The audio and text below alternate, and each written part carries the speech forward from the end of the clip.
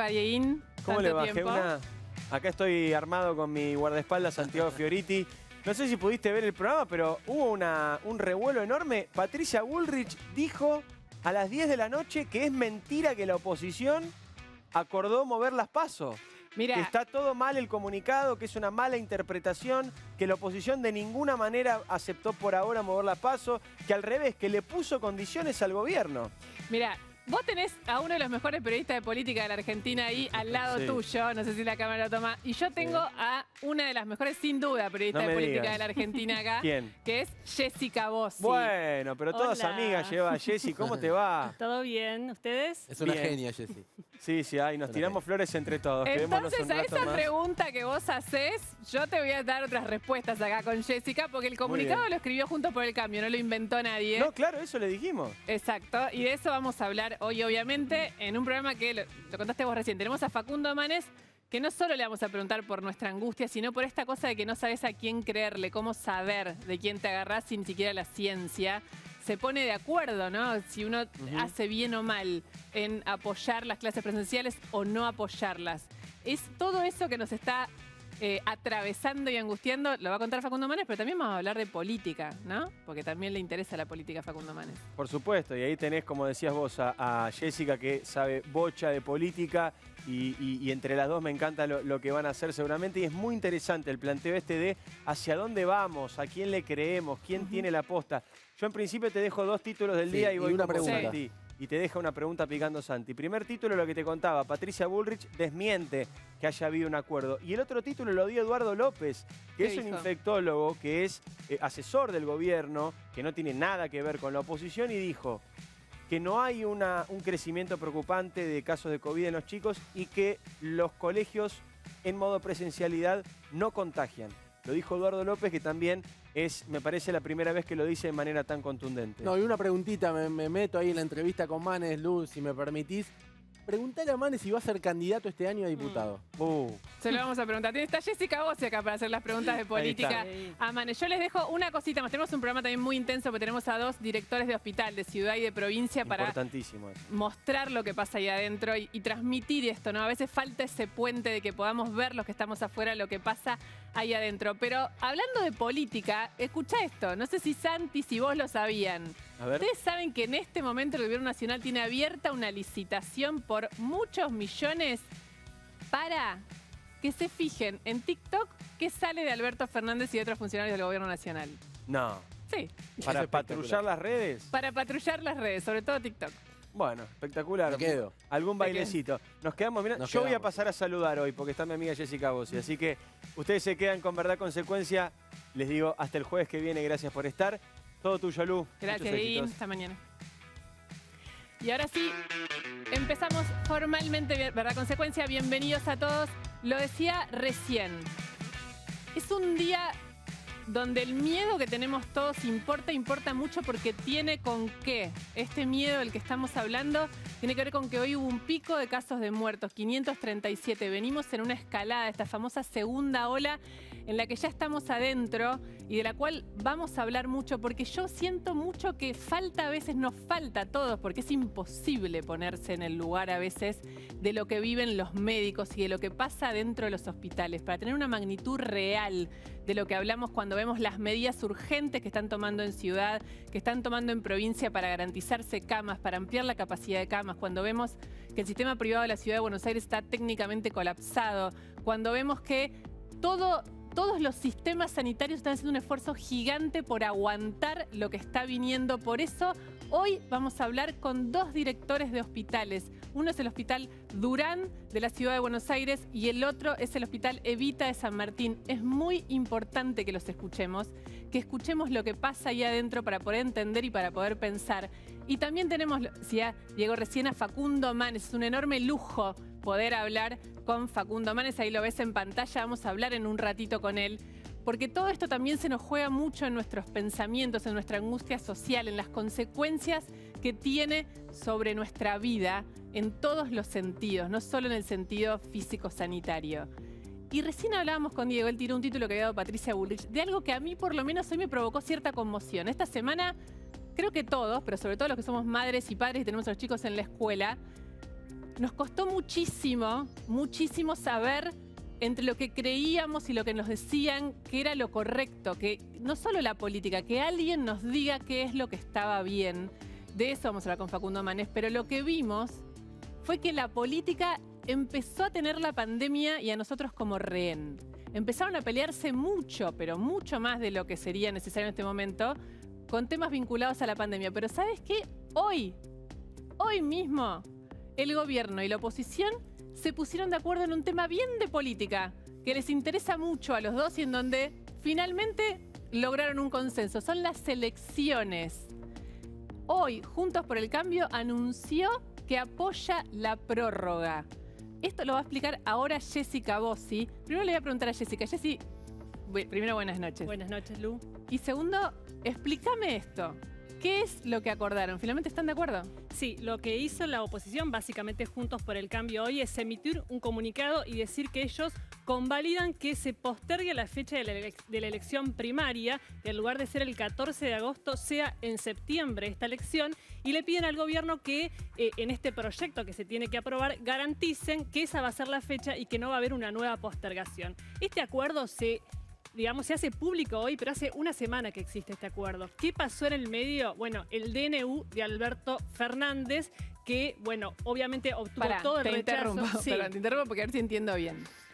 Cuando empezó la idea de esta reunión que se ha hecho en gobierno, donde el gobierno saca el tema de prorrogar las elecciones, la oposición fue muy contundente en que ellos no habían dicho eso, que se podía empezar a hablar, que era un tema para conversar. Siguieron conversando. Parece que se pusieron de acuerdo, pero en el medio entró la política de la pandemia, cuando fue el problema con el DNU. Sí, por supuesto, la reacción del DNU, sobre todo la de la Ciudad de Buenos Aires, con la reta a la cabeza, fue de mucha tensión con el gobierno nacional, y en ese clima, en ese contexto, digamos, lo que ocurrió es que se postergó, la definición. en este caso, la definición, que lo que dice Juntos por el Cambio es, bueno, ahora el gobierno tiene que decirnos que sí a lo que nosotros pedimos, que es como una especie de cláusula de que esto es así, va a ser así y no se vuelva a modificar. ¿Por qué quiere la oposición las PASO? Te interrumpo de nuevo, porque la pregunta del millón acá es, la verdad que es casi inmoral estar hablando en un día con 537 muertos de las elecciones, pero es lo que está haciendo la política. La política se tomó el tiempo y el trabajo de terminar con esta definición en un día como hoy. Entonces a mí eso me llamó mucho la atención y digo, ¿por qué la oposición, si están realmente el gobierno y la oposición en un nivel de conflictividad gigante, de repente así como muy consensuadamente creen que es necesario pasar un mes las elecciones? ¿Cuánto tiempo es el que van a pasar? Es un mes. Un mes. Las primarias, y también pasan, en vez de octubre, las generales van a ser en noviembre. Esto es lo que plantea el acuerdo conjunto. La oposición quiere PASO porque a los distritos le conviene la PASO para definir sus propias internas. ¿Y qué hacía el gobierno nacional? ¿Qué hizo Sergio Massa estos últimos días? Es amenazar con que directamente suspendían la PASO. Perjudicaban a la oposición. Entonces, eso precipitó que rápidamente hoy se diera a conocer este comunicado en un momento que la verdad no da para hacer una discusión sobre política, elecciones, etcétera. Y por eso Patricia Bullrich sale a negar, dicen que no acordaron nada, que no dice lo que dice, pero esto que estamos diciendo es un comunicado de Juntos por el Cambio. Le quiero dar la bienvenida a Facundo Manes. Vamos a hablar en un rato más largo, obviamente sobre temas más que tienen que ver con lo propio de Facundo. Pero Facundo, vos sos una persona que cree en la política, en el buen sentido de la política, en que la política puede cambiar la vida de las personas, que para eso está. Y cuando vos, que además sos médico, te encontrás con esta noticia en un día como hoy, ¿qué te pasa por la cabeza? Buenas noches. Hola, Luciana, gracias por la invitación. Mira, siento que Argentina es un paciente que está sufriendo, está mal en terapia intermedia o en terapia intensiva, y que los médicos que deberían atenderla, cuidarla, le ponen más estrés al paciente. Eso siento, que los médicos no se están ocupando del paciente, sino de sus intereses. Y esto es malo para la sociedad, una sociedad que está sufriendo, que se está empobreciendo, que se está enfermando, que está perdiendo el empleo. Y es lo opuesto de lo que debería ser la dirigencia. Hay bastante trabajos científicos que sugieren que en estas situaciones de epidemia o de pandemia los líderes comuniquen en forma humilde, en forma empática, que representen a la sociedad, que entiendan el dolor del pueblo, que nos den cierta perspectiva, que permitan discusiones multidisciplinarias basadas en la evidencia científica, en la ciencia y no en la lucha de facciones. Así que para mí la dirigencia está estresando aún más a una sociedad estresada. Y es muy lamentable, estamos en una maratón que nos falta todavía recorrer mucho para llegar al final de esta maratón. Y la idea es colaborar, y mi colaboración, desde mi humilde punto de vista, es decirle como ciudadano, por favor, dedíquense al paciente, dedíquense a la Argentina y dejen sus intereses personales, sus elecciones para otro momento. Esa es la pregunta, lo que dijiste recién, es ¿por qué siempre pareciera que la política nos da estas lecciones, ¿no? En el momento menos indicado, malas lecciones, no buenas lecciones. Sí, parece...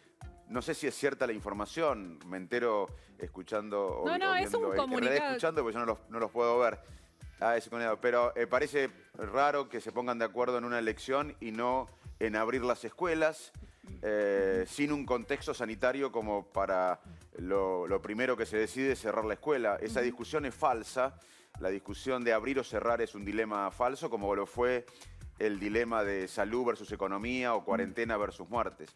En vez de entrar en estos dilemas falsos, lo que debemos es ser humildes, ser empáticos, tratar de convocar a los expertos, a los diferentes sectores políticos y preocuparnos por este tsunami que es la pandemia, que no solo es una crisis de salud, estamos viviendo la crisis de salud más importante de la historia moderna, que tiene consecuencias en la educación, en la igualdad, en la economía, en la moral, en la política, en la ideología, en el orden internacional. Y deberíamos concentrar todos los esfuerzos en ver cómo salimos de esta situación, en cómo enfrentamos esto. Y me parece que la sociedad está viendo que la dirigencia se está preocupando más por el destino de la dirigencia que por el destino de la sociedad. En un ratito seguimos charlando más largo, vamos a entrar con Facundo a hablar más largo sobre todos estos temas, pero te pido también, Facundo, que te quedes escuchando esto que empieza ahora, que es probable que para Facundo Manes, que es un médico que está en contacto con toda la comunidad científica, no sea una noticia. Todos sabemos que esto sucede, pero a mí hoy me parecía muy importante cuando escuché no solo el pico de ocupación de camas de terapia, la cantidad de muertes, los anuncios del gobierno de la ciudad diciendo que se suspendan todas las intervenciones que no sean urgentes en todas las clínicas y hospitales, el anuncio del gobierno de la provincia de Buenos Aires que va a convertir clubes, lugares sindicales en hospitales de baja complejidad para generar más camas, nos da la sensación de que lo que estamos viviendo no solo es muy peligroso, sino que se pone en juego ese fantasma tan temido que es tener una disponibilidad de camas cuando las necesitemos. Y por eso hoy tenemos acá en el piso, y también está remoto, dos directores de hospitales. Uno es Alejandro Zayed, es del Hospital Eva Perón de San Martín. Buenas noches, Alejandro, ¿cómo estás? Hola, ¿qué tal? Y el otro lo estás viendo en pantalla, es Horacio Boya, del Hospital Durán. El San Martín, corríjanme ustedes si yo me equivoco, tiene el 95% de ocupación y el Durán el 80%.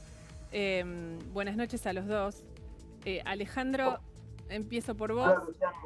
¿Cómo va? Buenas noches. Alejandro, empiezo por vos. A mí es lo que me interesa, que es hacer un puente que muestre lo que ustedes están viviendo ahí adentro hoy. Si vos tuvieras que explicar en la dinámica del trabajo en el hospital qué es la segunda ola, ¿qué nos contarías? Bueno, buenas noches primero y agradezco la invitación también para compartir con ustedes lo que nos está pasando en el día a día en los hospitales, en el territorio de la provincia de Buenos Aires. Y bueno, como decías, ¿no? En el hospital estamos con un 95% de camas de terapia intensiva ocupadas, con un 90% de las camas operativas de terapia intermedia y las de cuidados mínimos, y realmente una guardia saturada. El sistema está saturado ya en este momento, lo que hace que se viva con mucha tensión, con el equipo de salud estresado, lo que significa todo eso también, una parte y una cuota que significa mucho padecimiento y mucha angustia para el equipo de salud. Todos los días estamos siendo y trabajando como para aumentar el número de camas, para que la gente que viene a atenderse y que necesita su cama con su respirador lo tenga. Por ahora lo venimos logrando. Venimos aumentando y triplicando el número de camas de terapia intensiva en este último tiempo. De hecho, esta semana abrimos 6 camas nuevas de terapia intensiva y 8 camas nuevas de intermedia, y la semana que viene probablemente podamos abrir 8 camas más de terapia intensiva con todo lo que eso significa. Pero lo que uno percibe es que aún así no es suficiente, ¿no? Como que por más medidas sanitarias y hospitalarias que nosotros iniciemos y tomemos, no va a ser suficiente si no hay una conciencia real, una concientización social real de las medidas de cuidado que cada uno de nosotros individualmente y colectivamente tenemos que tener. Yo siempre, esta es una cosa personal, no viene al caso, pero a mí me sirve para explicar lo que le quiero preguntar ahora. Yo vivo a la vuelta del Hospital Pirovano y paso caminando todos los días, digamos, es uno de los centros neurálgicos también del tratamiento de COVID y de todo el testeo de COVID. Y siempre pienso como el mundo aparte que sucede ahí adentro. Ustedes están viviendo una vida que por más que los que estamos afuera tenemos miedo al COVID, nos cuidamos, lo vivimos, nos enfermamos, tenemos gente que se enferma, gente que se muere. Pero cuando ustedes desde ahí adentro ven el comportamiento social hoy, ¿qué sienten? Bueno, hay una contradicción muy grande, ¿no? Porque de alguna manera nosotros, la realidad que vivimos es muy ingrata. La realidad que vivimos es muy triste porque todo el tiempo convivimos con la lucha entre la vida y la muerte, y sentimos que por ahora vamos perdiendo esta batalla porque el número de muertos, bueno, hoy se demuestra, ¿no? El número de muertos cada vez es mayor. La sensación es un poco contradictoria, y a mí me ocurre eso porque probablemente hay algún mecanismo psicológico de negación de esta realidad tan dura, tan cruda, que a nosotros obviamente al enfrentarnos en el día a día nos es más fácil de percibir. Y después probablemente también haya algunos datos confundidores y algún tipo de confusión que incluso se puede dar desde los lineamientos que se pueden dar desde los diferentes niveles gubernamentales, tanto nacionales, provinciales o municipales, o mismo de medios de comunicación, que de alguna manera también no llegan a percibir la gran dificultad que estamos viviendo ahora. Como para que se entienda un poco, nosotros en este momento estamos con un aumento casi del 150% del número de casos con respecto al peor momento del año pasado. En el peor momento del año pasado nosotros teníamos en la provincia de Buenos Aires alrededor de 5.500 casos, y hoy tenemos alrededor de 12.000, 13.000, 14.000 casos por día. Eso habla de que el sistema ya está sobrecargado, de que las guardias están sobrecargadas, de que hacemos muchísimos más hisopados y que esos hisopados son además positivos en un porcentaje mayor, y eso lo que nos dice es que dentro de 2 semanas tenemos un nivel de ocupación de camas aún mayor que hoy no las tenemos. Entonces el nivel de alarma es extremo, por eso la preocupación es tan grande, por eso esto lo vivimos con mucha preocupación, y como decía antes, si no hay medidas realmente de restricción, y creo que todos los que trabajamos en salud decimos un poco lo mismo, si no hay una intención también y una conciencia social de un distanciamiento de verdad, del uso de barbijos, de respetar restricciones horarias, creo que no va a ser suficiente cualquier medida sanitaria que nosotros podamos tomar. Quiero incluir a Horacio Boya, que está remoto, está por Zoom. ¿Cómo le va, Horacio Boya? Buenas noches. Hola, Luciana. Bueno, un poco en base a lo que decías, esa visión que vos tenés ahí del Hospital Pirovano, por ejemplo, es muy distinta de la visión, claro, el que no es médico y lo mira de afuera, es como el que mira un partido de fútbol desde la tribuna. Que lo juega adentro, tiene otra visión, nosotros estamos abocados al paciente y lo vemos de otra manera, ¿no? Sí, es cierto que el sistema está muy tenso en virtud de la cantidad de casos que vamos teniendo diariamente, esa cantidad de casos que oscila entre los 25 y 29.000 pacientes, hace que un número de esos pacientes queden internados en el piso, como moderados y otros como críticos pasen a la terapia intensiva. Sabemos que la enfermedad de COVID mata, y a los pacientes que van quedando en terapia por un tiempo más prolongado, el porcentaje de muertos son mayores, o sea, los que salen más rápido disminuye obviamente el porcentaje de muertos, pero cuando va pasando el tiempo, obviamente que se van viendo más fallecimientos, y bueno, eso nos pone triste, y realmente es sobre lo que luchamos, ¿no? Permanentemente estamos refuncionalizando espacios, como dijo el doctor, estamos buscando de ampliar el número de camas, nosotros aumentamos también el número de camas de terapia, pero bueno, a veces parece como que todo lo que uno hace no es suficiente ante tanta demanda. Eso le quería decir, perdón, lo interrumpo por esto, porque le quería preguntar si hay cosas que aprendimos, esto es de las cosas que aprendemos los ciudadanos con la pandemia, es que el peor estado sanitario viene después del pico de una ola, 2 semanas después empieza. Entonces ahora estamos empezando a ver eso, y en realidad, digamos, se supone que si usamos esa regla se va a ir complejizando mucho en los próximos días. Obviamente, no sabemos inclusive si ya hemos tocado el pico o todavía el pico está por llegar, porque en realidad uno sabe del pico una vez que empiezan a bajar el número de casos en forma sostenida. Esto que va oscilando de 29 a 25 a 27, por ahora no sabemos. Sí es cierto que nosotros tenemos que descender esa curva, y los métodos que tenemos, como ya se mencionaron, es el testeo masivo, todo lo que se pueda, y es lo que estamos haciendo acá en todos los hospitales, en los 24 hospitales de la red de Cava. Sí. Y además de los centros de testeo que tenemos, la vacunación debería acelerarse en forma importante, porque eso también detendría la propagación del virus. Y después también los cuidados personales, el aislamiento, no juntarse en lugares cerrados, el uso correcto del barbijo, lo que siempre pregonamos entre los pacientes también. Se cuiden. Y creo que es lo que hay que difundir, porque la gente tiene que conocer cómo hay que cuidar. Jessica Bossi está acá, invitada. Jessica, ¿tenés una pregunta? Sí, sobre todo para Sayed, que tiene el hospital tiene un nivel de ocupación alto del 95%.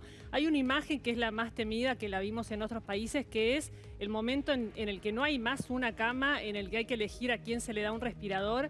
¿Este fantasma está lejos todavía? ¿A cuánto está de distancia del día de hoy? Por suerte no tuvimos que tomar esas decisiones de triage, de decidir a qué paciente le damos un respirador o lo conectamos a oxígeno o no. No estamos, creo, muy lejos de esa situación, por eso es que la alarma es alerta rojo. No hay otra posibilidad que desde nosotros estirar los equipos, sumar cada boca de oxígeno de la pared como un puesto de COVID con un eventual respirador para un paciente que lo necesita. Los equipos se están preparando con equipos de bioética asistencial que de alguna manera con los equipos de salud mental hacen un soporte de los equipos sanitarios que lamentablemente pueden llegar a tener que decidir en un momento determinado a quién se le pone un respirador, a quién no.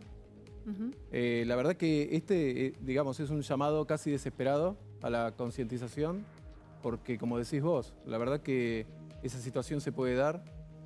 Y se puede dar porque entendemos que la circulación comunitaria del virus, al ser mayor, provoca un aumento en la curva de casos, que es exponencial. El año pasado siempre se hablaba, ¿se acuerdan?, del achatamiento de la curva. Sí. Y ese achatamiento de la curva fue lo que nos hizo a nosotros preparar al sistema sanitario para tener un gran número de camas, y que a pesar de haber sido alta el número de contagios, fue sostenido y solapado en una meseta, y eso ayudó a que el sistema no colapsara. En este momento no está sucediendo eso, las curvas son extremadamente altas de contagios, y por más camas que nosotros pongamos y por más respiradores que nosotros tengamos, no va a alcanzar de ninguna manera. Por eso recién creo que hablaban un poco de esto de la circulación y de la presencialidad escolar, más allá de que sinceramente no hay muchos datos, y al no dato uno lo puede tomar de alguna manera como lo puede interpretar. Pero se demostró en otros países que la movilidad y la presencialidad mostró cada vez mayor número de casos. Y bueno, eso es lo que... ¿Usted cree que no debería haber presencialidad en las escuelas? Totalmente. ¿Y usted, Boya? Yo creo que desde mi lugar como director tengo que abocarme a la dirección del hospital. Con respecto a las decisiones políticas y demás, yo confío en las medidas que se toman. Tengo que confiar, si no, cada uno se pone fuera de su rol y eso es lo que no corresponde.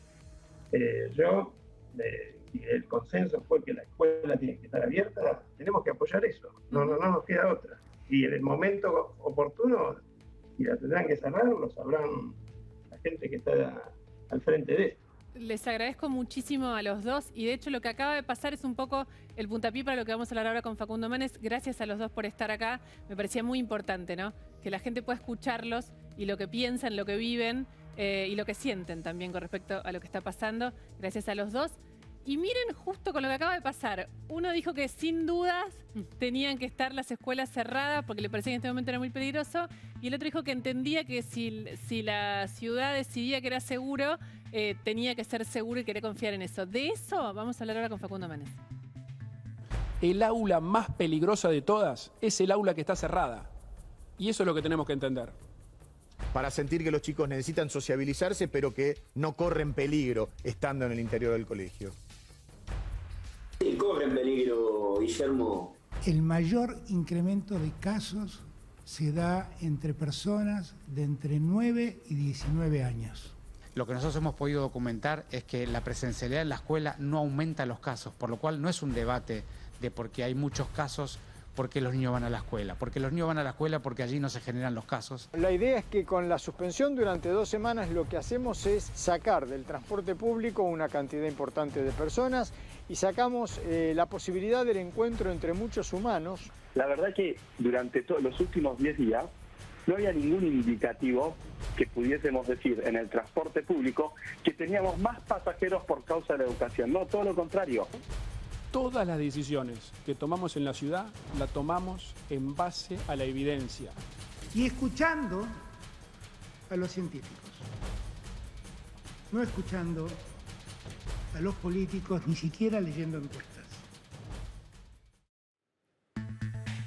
Bueno, ahí lo escuchamos. Este intentó representar lo que nos puede haber pasado a muchos o los que ya tienen una posición tomada, que es cada uno de esos discursos que tienen mucho de información científica también, por eso se vuelve tan compleja nuestra realidad, hizo que cada uno tome lo que fue encontrando que un poco apuntale lo que sentía respecto, en este caso de las clases, pero todo lo que tiene que ver con la pandemia está muy ligado con esto y me parece que es central hablarlo con Facundo Manes porque es cómo hacemos para saber que no estamos solo confirmando lo que creemos, ¿no? Buscando información cuando hasta la comunidad científica te dice cosas distintas, Facundo.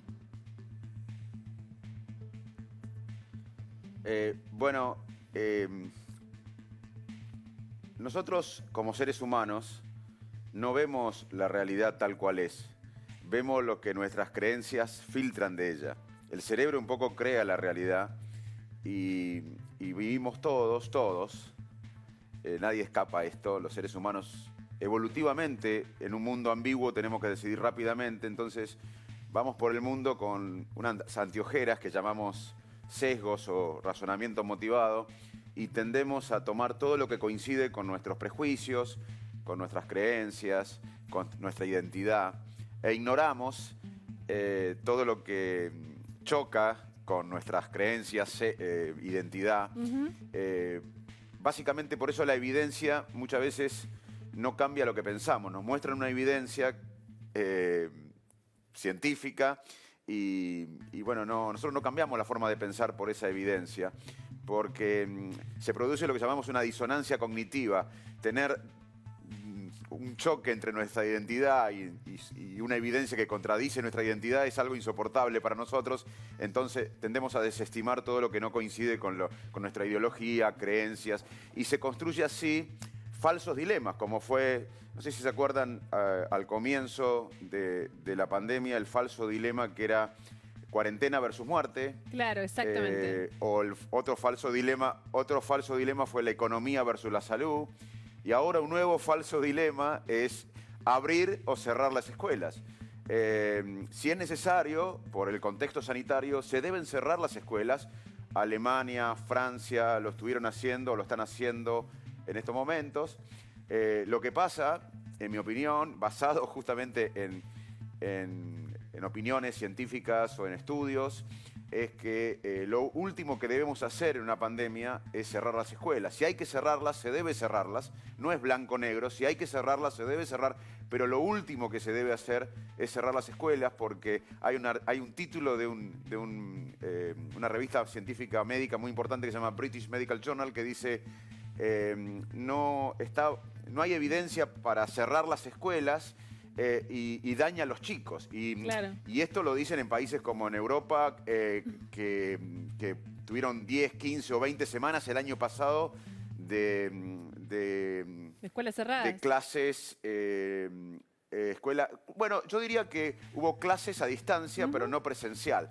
Acá tuvimos un año sin clases en forma presencial. Entonces, la sociedad está más sensible, porque después de un año sin clases de forma presencial, tener otro año sería dramático y de un impacto por décadas en la Argentina, un impacto terrible. Entonces, la discusión no es abrir o cerrar, es sentarnos todos con la mayor evidencia científica disponible en forma multidisciplinaria, todos los sectores políticos, a tratar de hacer una estrategia sobre cómo convivir con el virus, aumentando los testeos, aumentando la credibilidad de la dirigencia, Facundo, vacunando más. Sí.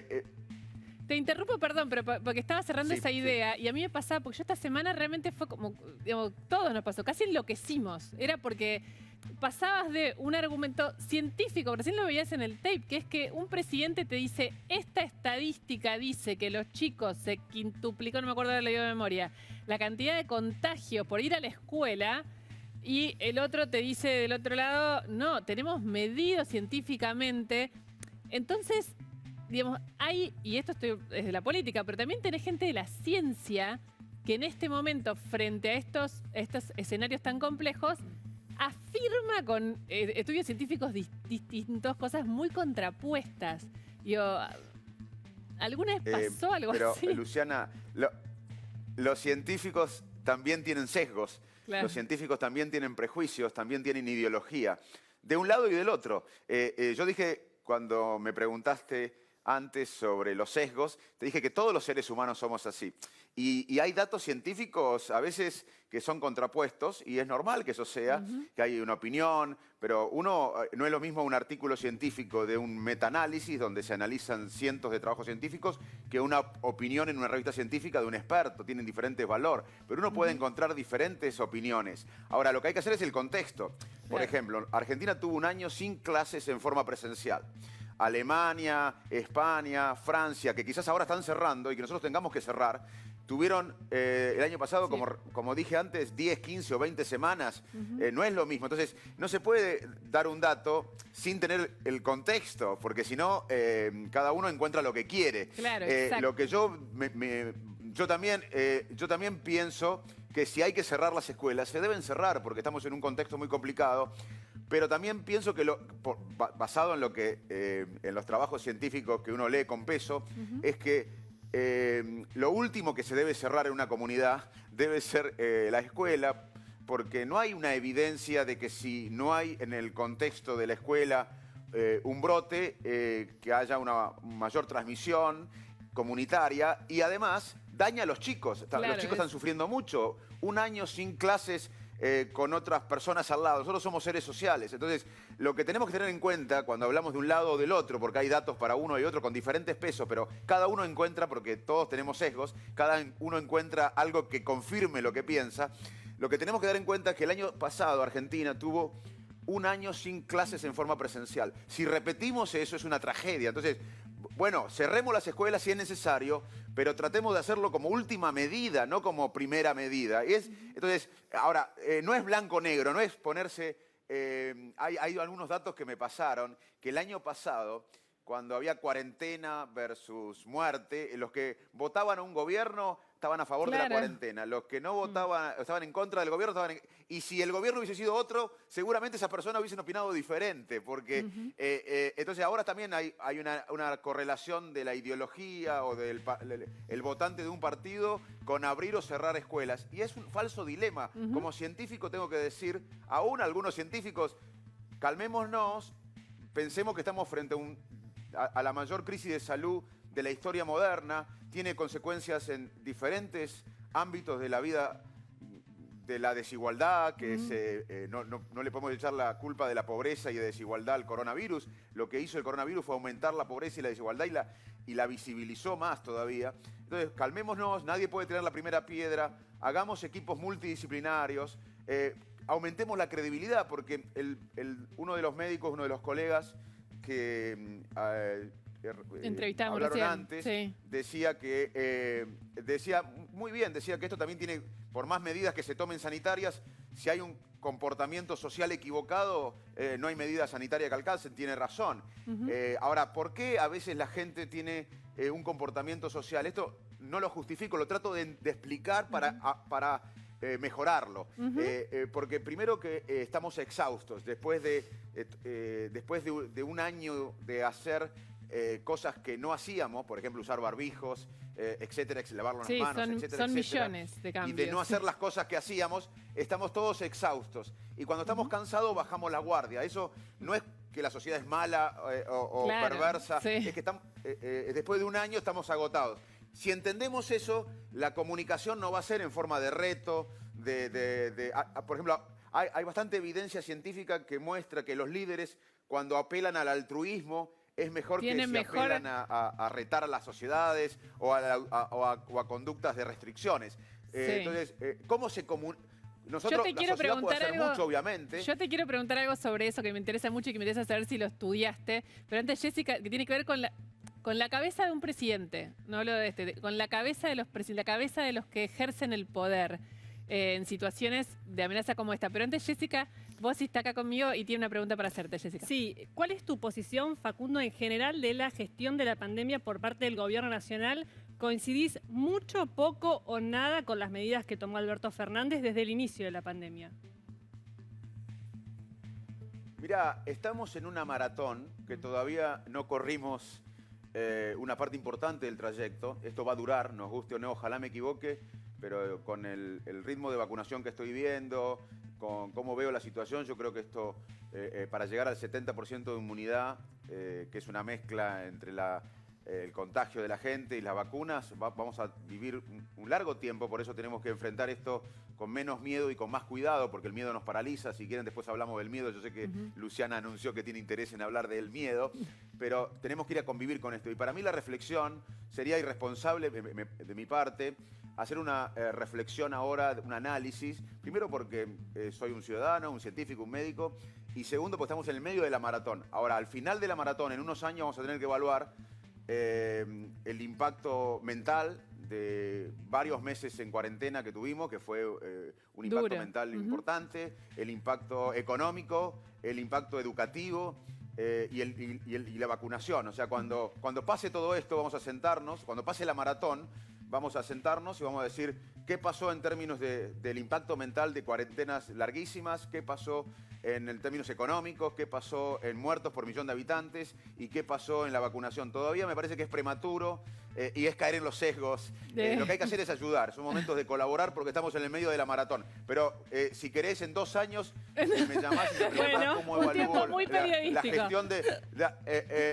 la gestión de la pandemia en términos de muertos por millón de habitantes, en impacto en la salud mental, en las cuarentenas largas, en la economía, en la vacunación y demás. Pero no es momento de evaluar, para mí es momento de colaborar. Facundo, te voy a pedir, nos tenemos que ir a una pausa, hay un montón de cosas. Yo le quiero preguntar eso, si está estudiado qué pasa con con los que ejercitan el poder. El presidente tomó la decisión de este decreto y de suspender las clases en total soledad, esto lo dijeron todos, venía de un aislamiento por COVID. ¿Se estudian las cabezas de los presidentes en términos generales del ejercicio del poder bajo amenaza, si se quiere, como es el caso de la pandemia? Jessica tiene lo que todos quieren saber, que es qué están escribiendo los jueces de la Corte por el fallo del tema de las clases. Lo tiene Jessica en un ratito y además Vamos a jugar a Verdad Consecuencia con Facundo Manes y tenemos la historia del TikTok. El gobierno está dispuesto a gastar millones para que sigan a ver qué se dice en las redes sobre Alberto Fernández. Después de la pausa te lo contamos.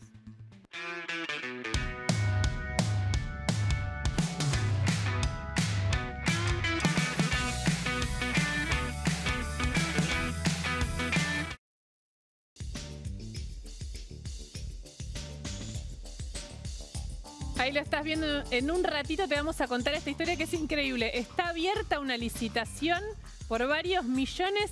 ¿Para qué? El gobierno quiere saber lo que se dice sobre el presidente y la mayoría de sus ministros en TikTok, sobre todo, y en otras redes sociales sobre eso. En este momento, hoy, hay abierta una licitación. Estábamos recién conversando con Facundo Manes. Facundo, te pido que sea cortito, pero nos queda muy poco programa y quiero que Jessica cuente la info que tiene y además tenés que jugar a la Verdad Consecuencia.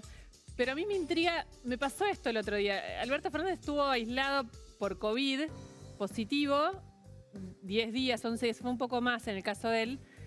Y el primer día que tuvo de presencialidad, de salir de eso, hizo este anuncio. Lo hizo, y esto es información, no es interpretación, sin preguntarle a nadie. Llamó a su equipo y dijo, yo tomé esta decisión. De hecho, hubo hasta alguna discusión interna de si estaba bien, si no había que consultarlo, si, digamos, lo hizo solo. Vos antes hablaste de la importancia de los líderes en estas situaciones. La cabeza de un hombre de poder bajo una amenaza de este tamaño, ¿se estudia qué le puede pasar? Digo, porque no es lo mismo todas las maneras que ha tenido desde que empezó la pandemia hasta acá el presidente, y debe ser muchísimo lo que pasa en una persona que está a cargo de un país en este momento. Bueno, hay un colega, el doctor Gaemi de la Universidad de San Diego. Como vos me anunciaste la pregunta, yo fui a mi biblioteca y encontré el libro. Mirá. No creo que se encuentre en Argentina, no lo vi, pero es la relación entre el liderazgo y bueno, el ánimo del momento, etcétera. Así que hay mucho investigado, no hay conclusiones porque cada contexto es diferente, pero si la gente quiere buscar en Google al doctor Nassir Gaemi, que es Nassir Gaemi, G-H-A-E-M-I, va a poder encontrar sus conclusiones y en castellano. Pero básicamente te puedo decir que tenemos dos sistemas de decisiones, uno más rápido, intuitivo y uno más racional. Y los líderes, como todos nosotros, cuando están más calmos, cuando manejan mejor el estrés, deciden un poco más con el sistema menos intuitivo. Sí. Entonces, lo importante acá también es que necesitamos líderes que nos unan. Lo peor que se puede hacer ahora en una pandemia es motivar la pelea, la lucha de facciones.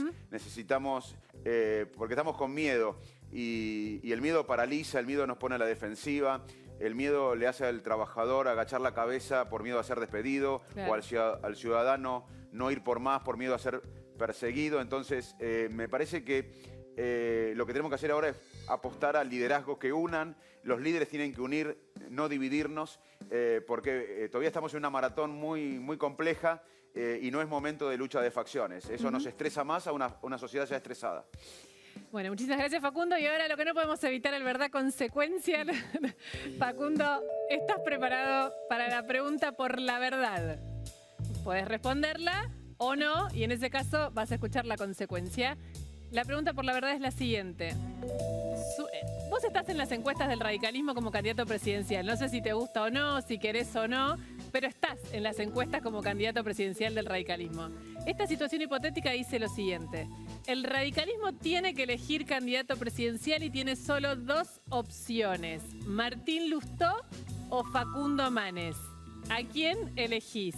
Espera un poquito, no respondas. Tenés la opción de la consecuencia. Está entrando. Ingresa, no se lo ve, pero ingresa acá, ingresa la consecuencia. Tengo una pelota de fútbol en mi mano. Sabemos, Facundo, que fuiste jugador profesional de fútbol, o muy bueno al menos. El desafío es que domines la redonda y nos demuestres tus habilidades. Haciendo jueguito. Jueguito, ¿no? uy, tiembla el iluminador. Mira, sí. Ese es Facundo en Salto. No, y con esta canción que te pone una presión tremenda. Facundo Manes en Salto cuando eras jugador del fútbol. ¿Cómo se llamaba tu club? Que no me lo acuerdo de memoria, Facundo. Se llama Compañía General y ahí en Salto me conocen todos por Goropo. Mi sobrenombre allá es Goropo. Mirá, no. ¿Eras un jugador habilidoso, Facundo, o de los persistentes? Era oportunista. Como todo buen científico hay que ser oportunista. Bueno, ¿respondés la pregunta por el candidato presidencial del radicalismo, Facundo Manes o Martín Lustó? Martín Lustó, Facundo Manes. ¿O te haces unos jueguitos en cámara y consecuencia. A ver, tenés una pelota ahí, ¿no? Porque te la llevó un productor a la pelota. ¿La tenés ahí? A ver. Dale, a ver. Atento, Facundo Manes. Además de científico, Jason. Jugador de fútbol, a ver. 1, 2, 3, 4, 5, 6. A ver si sale rápido. No, para. Vamos de vuelta. Dale.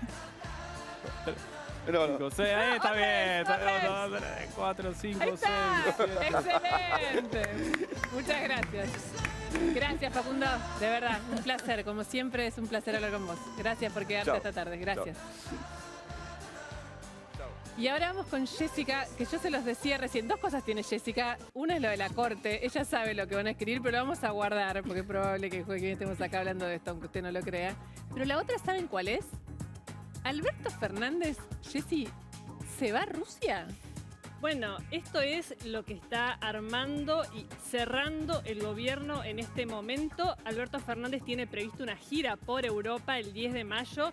Ya tiene cerrados España, Francia, Italia, Portugal. Y lo que me dicen es esto, esta nueva información, que es que quiere ir a Rusia ya desde hace un tiempo, pero ahora la intención del gobierno es sumar esa gira por Europa, también la visita a Rusia, obviamente en el contexto de la alianza estratégica que tiene el gobierno con Putin, las vacunas y el eje, digamos, de esta gira va a ser, sobre todo en Europa, el Fondo Monetario Internacional y la negociación abierta por la Argentina y las vacunas. Está desesperado Alberto Fernández por las vacunas. Porque te dio fuerte en el medio de la segunda ola agarrar un avión. Sí. Pero bueno, ese va a ser uno de los temas principales de su gira. Capaz viaja a Rusia.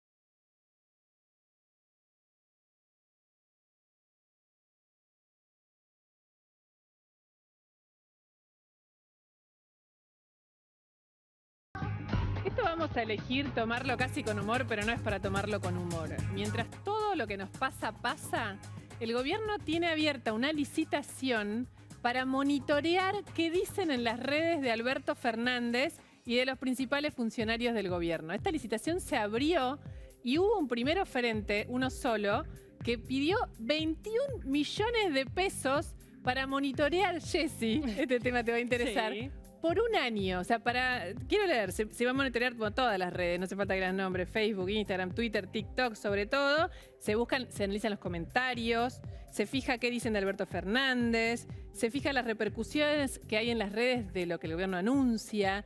Todo ese monitoreo, el primero que ofreció hacer ese trabajito, 21 millones de pesos, un año, lo dieron de baja. Ah, bueno. No dieron de baja la licitación, lo que dijeron es un solo oferente, ese monto nos parece mucho, se vuelve a abrir. Así que, Jason, no sé si te parece trabajo, pero... Parece un poco más barato igual, pero no, paso, gracias. Pero sí lo que pasa es que también muchos políticos intentan ver en las redes sociales a modo termómetro, a ver qué se dice.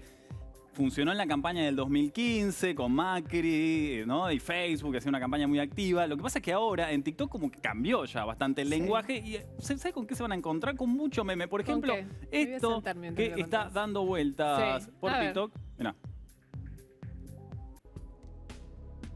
Sí, eso es muy gracioso. He tomado una serie de decisiones. Ahí está. Acabo de tomar. Con la certeza de que tenemos que hacer todo esto. No, pero no. Esto, por ejemplo, el que hace ese trabajo una serie de decisiones. Tiene que informar esto. Y tiene que hacer el clipping presidencial, tiene que aparecer esto.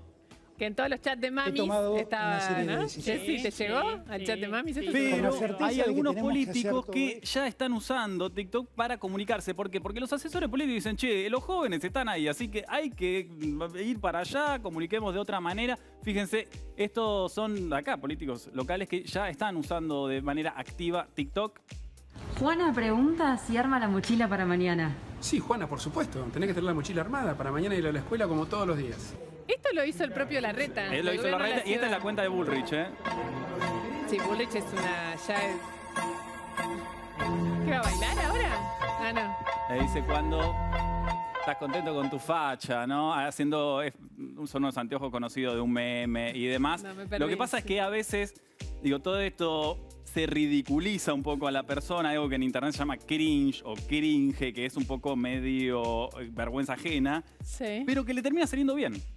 Porque es tan bizarro, tan extraño que decís, ay, mira, y se comparte, y al final no hay, viste, mala comunicación, todo no, suma. está bien, pero yo, hasta ahí todo bien, pero que el gobierno abra una licitación, Jessy, no sé decirme vos, pero... Lo puede hacer alguien, algún prensa, alguien que está ahí trabajando. Me parece que, claro, en el equipo de trabajo deberían encontrar a alguien que un millennial, ¿no? Que lo haga, un pasante, ¿no? Bueno. Millones van a gastar en esto. Están los intendentes también. Este Menéndez de Merlo. Antes lo veíamos a Julio Garro también. Bueno, es interesante también. Y esto lo hace así... Porque Esto sí. lo hace él. Porque sí. Lo usa mucho. Está. Y este, mira, Julio Garro, el intendente de La Plata. Estamos metiendo todos los partidos, ¿eh? Y pasó también, fíjense, Claro. esto es en Perú, candidato a presidente anunciando sus medidas. Fíjense, le tiro un poco de Agricultura, agua, educación, seguridad, salud. Y a las vacunas, mira, le tiro todo. Y así comunicaba su campaña electoral. Muy ¿Entendés? bueno. Esta es la... Y este es un candidato de Chile. Para ver a qué famoso me parezco. Y adivinen qué pasó.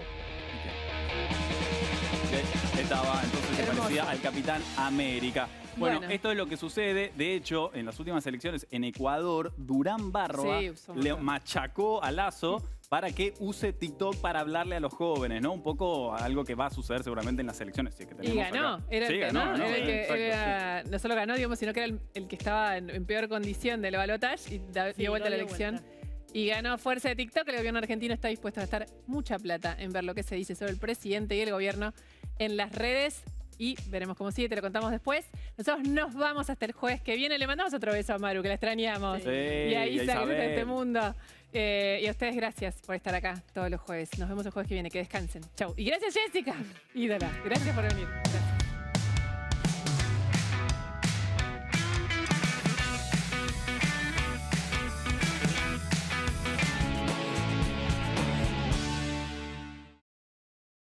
OSPE, Obra Social de Petroleros.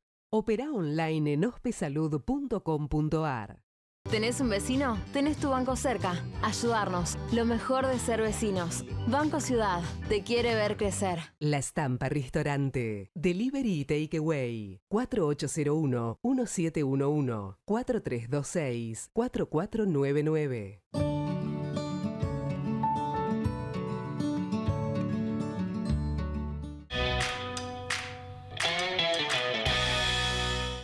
En Lanús lanzamos el Plan de Seguridad 2021. Lanús nos une. Cachamay te acompaña en todo momento. Un saludable momento.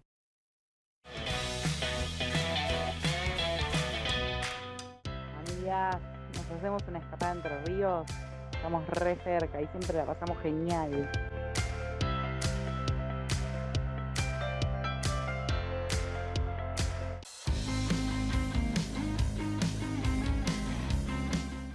En Vicente López seguimos trabajando para estar cada día más seguros. Por eso, seguimos invirtiendo en tecnología al servicio de la seguridad. Vivamos Vicente López. Llegó Nibus, tu nuevo Volkswagen.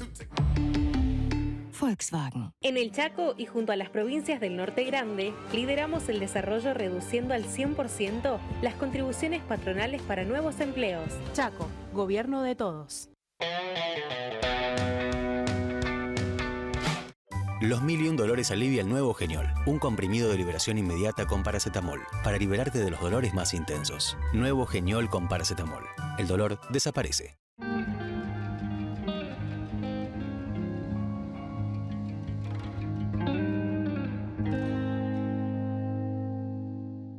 IRSA. Somos la mayor empresa argentina inversora en bienes raíces. IRSA. Líderes en real estate. Plan de vacunación COVID-19. Empezamos a aplicar la vacuna en más de 180 puestos en la ciudad. Para saber más, ingresá a buenosaires.gov.ar/vacuna COVID. Cuidarte es cuidarnos. Buenos Aires Ciudad. El Mirasol de Puerto Madero. Delivery mediodía y noche. Teléfono 4315-6277. Salí, sentí, viví. La vida es acá. La vida es ahora.